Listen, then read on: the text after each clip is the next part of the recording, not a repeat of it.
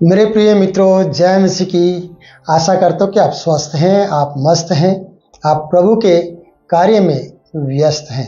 प्रिय मित्रों, हम उत्पत्ति की किताब और उसके 4 अध्याय में आ चुके हैं और हम 1 अध्याय से लेकर 4 अध्याय तक वीडियो बना चुके हैं।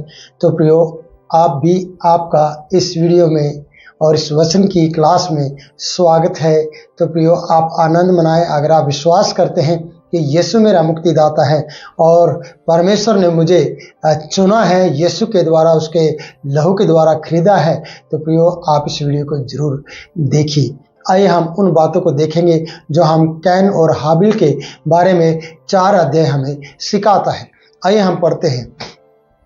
जब आदम अपनी पत्नी हव्वा के पास गया, तब उसने गर्भवती होकर कैन को जन्म दिया और कहा, मैंने यहोवा की सहायता से एक पुरुष पाया है। उसके बाद लिखा है, फिर उसने उसके भाई हाबिल को भी जन्म दिया और हाबिल भेड़ बकरियों का चरवाहा बन गया, परंतु कैन भूमि पर खेती करने वाला किसान बना। प्रियो, यहाँ पर जब हम आदम को और उसकी पत्नी को देखते हैं और हव्वा ने जब इस प्रकार से कहा है कि मैंने यहोवा की सहायता से एक पुरुष पाया है, उसने कैन के बारे में ऐसा कहा है कि उसको जन्म हुआ है कैन का और उसने परमेश्वर की सहायता से एक पुरुष को पाया है। जब हम कैन के कार्य को देखते हैं और हाबिल के कार्यों को देखते हैं, तो प्रियो उनमें, हाबिल में और कैन में बहुत बड़ा अंतर पाया जाता है। इसलिए परमेश्वर जो करता है वो अच्छा करता है, पर कैन जब पैदा हुआ तब हव्वा ने इस प्रकार से कहा कि मैंने यहोवा की सहायता से एक पुरुष को पाया है, परंतु जब हाबिल पैदा हुआ तब उसने कुछ भी ऐसा नहीं कहा। तो इसलिए कि कैन किसान बन गया और हाबिल भेड़ बकरियों का एक चरवाहा बन गया। तो हम जब आगे पढ़ते हैं प्रियो, तीसरे पद में आते हैं, कुछ दिनों के पश्चात कैन यहोवा के पास भूमि की उपज में से कुछ भेंट ले गया और हाबिल भी अपनी भेड़ बकरियों के एक पहलोटे बच्चे भेंट चढ़ाने के लिए ले आया और उनकी चर्बी भेंट चढ़ाई। तब यहोवा ने हाबिल और उसकी भेंट को तो ग्रहण किया, परंतु कैन और उसकी भेंट को उसने ग्रहण ना किया। तब कैन अति क्रोधित हुआ और उसके मुंह पर उदासी छा गई। प्रियो, हम यहाँ पर दोनों भाइयों को देखते हैं। कैन पहले भेंट लेकर गया और कैन के बारे में बताया जाता है कि भूमि की उपज में से कुछ वो लेकर गया और वहाँ पर उसने भेंट चढ़ाई और हाबिल भी भेड़ बकरियों में से कुछ बच्चे वहाँ पर लेकर गया है। हाबिल की भेंट को परमेश्वर ने ग्रहण किया और कैन की भेंट को ग्रहण नहीं किया। और जब कैन की भेंट ग्रहण नहीं की गई तो कैन को क्रोध आया और वो अपने भाई पर क्रोधित हुआ है और उसके मुंह पर उदासी छा गई है। कई बार प्रियो, हमारे जीवन में इस प्रकार की बातें होंगी। पिता का काम है ग्रहण करना और आपका काम है कि आप किस रीति से उस परमेश्वर को अपनी भेंट दे रहे हैं। क्या आप दिखावे के तौर पर दे रहे हैं या आप कुछ दे रहे हैं भेंट? तो आपको ये बात सोचना होगा। इसलिए यहाँ पर वचन हमें इस प्रकार से सिखाना चाहता है, परंतु कैन भूमि की उपज में से यहोवा के पास कुछ भेंट ले आया, परंतु हाबिल, ऐसा लिखा, और हाबिल अपनी भेड़ बकरियों के एक पहलोटे बच्चे, प्रथम बच्चे, पहलोटे बच्चे परमेश्वर के पास लेकर आया। तो प्रियो, जब ग्रहण नहीं की गई भेंट कैन की तो उदासी हुई। उदासी क्या लेकर आई मालूम है? उदासी ईर्ष्या लेकर आई अपने भाई के प्रति, क्रोध को लेकर आई अपने भाई के प्रति, हाबिल के प्रति। जब हम आगे पढ़ते हैं, मैं आगे बढ़ना चाहूँगा, परंतु कैन और उसकी भेंट को ग्रहण न किया परमेश्वर ने, तब कैन अधिक क्रोधित हुआ। भेंट ग्रहण नहीं हुई और ये क्रोधित हो गए, यानी क्रोध को लेकर आया जब परमेश्वर ने उसकी भेंट को ग्रहण नहीं किया। और किस पे क्रोध आया? भाई पे क्रोध आया, जो उसके साथ में था उस पे क्रोध आया।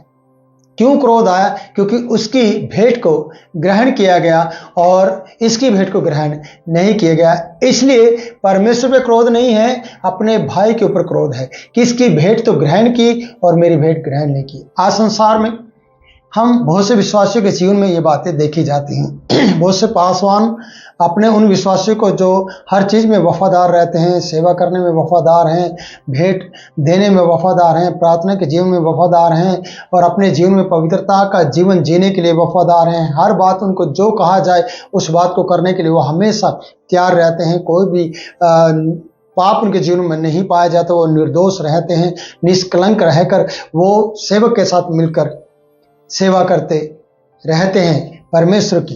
पर बहुत से लोग हैं जो इस तरीके से नहीं करते, पर जब उनकी तारीफ होती है, जब उनकी भेंटें ग्रहण की जाती है, जब उनके बारे में कुछ बोला जाता है जिन्होंने अच्छा किया है, तब उन लोगों को क्रोध आता है जो ऐसा नहीं करते इन लोगों की तरह। तो वो क्रोधित होते हैं, पासवान पर क्रोधित होते हैं, उस विश्वासी पर, और क्रोधित होने के कारण से उनके मुंह पे उदासी छा जाती है। जब उनके मुंह पर उदासी छा जाती है तो वो प्रियो अपने घर लौट जाते हैं या चर्च छोड़ जाते हैं या फिर कहीं और का रास्ता ले लेते हैं और वो इस तरीके से एक बड़ा गलत कदम उठाने पर मजबूर हो जाते हैं या कदम उठा लेते हैं, जिस तरीके से हम यहाँ वचन में पढ़ते हैं। हम उसको फिर से पढ़ते हैं। कैन अति क्रोधित हुआ। अति मतलब बहुत ज़्यादा वो क्रोधित हुआ है, जो 5 पद को हमने लिया है। इसलिए उसने वो अति क्रोधित हुआ और उसके मुंह पर उदासी छा गई। और 6 पद हमें ये बता रहा है, तब यहोवा ने कैन से कहा, तू क्यों क्रोधित हुआ?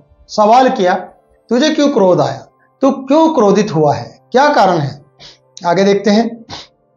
और तेरे मुंह पर क्यों उदासी छा गई है? पहला सवाल था, तू क्यों क्रोधित हुआ? ये परमेश्वर ने कहा। और तेरे मुंह पर उदासी क्यों छा गई है? दूसरा सवाल है कि तेरे मुंह पर उदासी क्यों छा गई है? और परमेश्वर तो अच्छी भला जानता था कि इसके जीवन में जो क्रोध आया है उसके बारे में भी और जो उदासी छाई है उसके बारे में भी। इसलिए मेरे प्रियो, परमेश्वर बताना चाहता है कि आपको भला बनने की जरूरत है, आपको अच्छा होने की आवश्यकता है कि आप अपने जीवन में अच्छा बने और इन चीज़ों को पूर्ति करें कि जहाँ जहाँ आपको गलतियाँ नज़र आती हैं, जहाँ जहाँ आपको ऐसा लगता है कि ये मेरे जीवन के लिए ठीक नहीं है, वहाँ वहाँ उन बातों पर सुधार करें या कार्य करें और उन बातों में आप सही हो जाएं।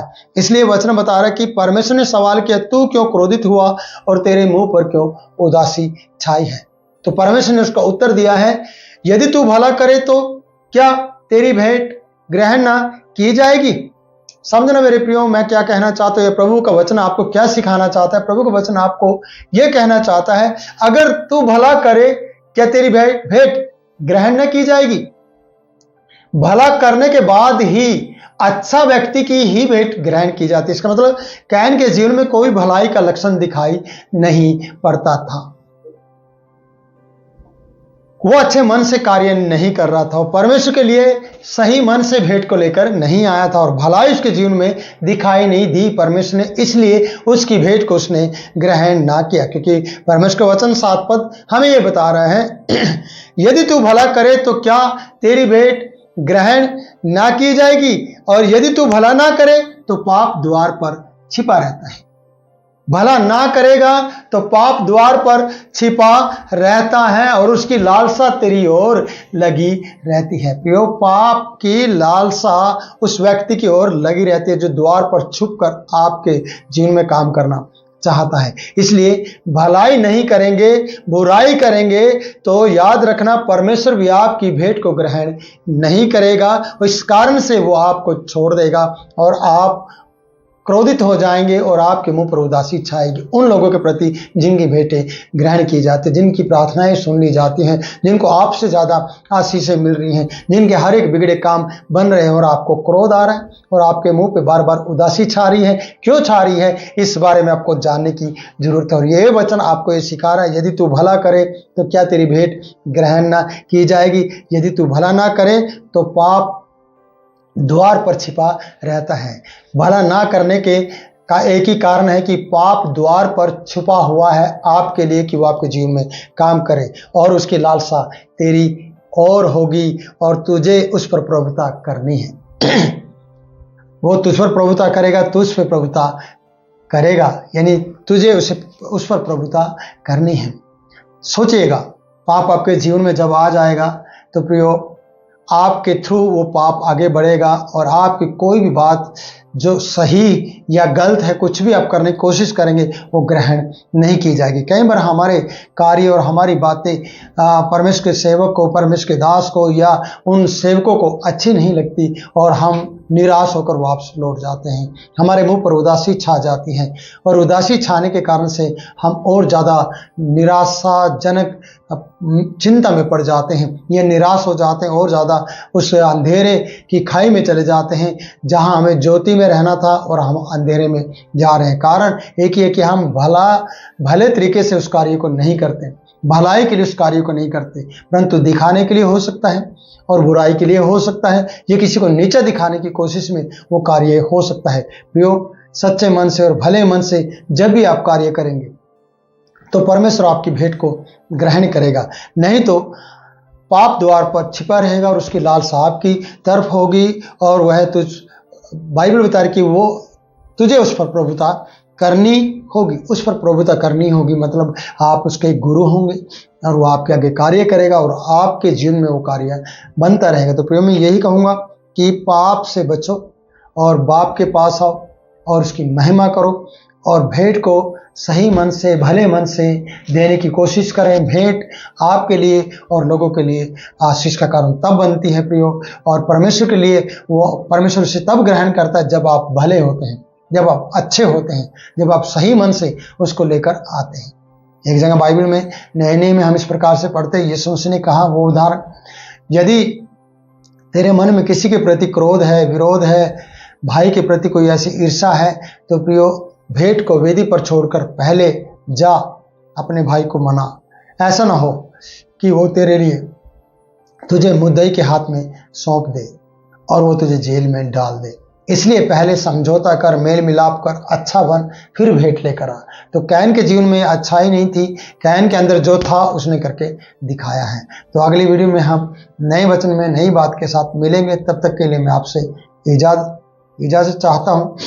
प्रियो, मेरे लिए भी प्रेयर करें, मेरी तबीयत थोड़ी ठीक नहीं है, फिर भी मैं आपके लिए वीडियो लेकर आया हूँ। प्रभु आपको बहुत ऐसे आशीष दे। जय मसीह की।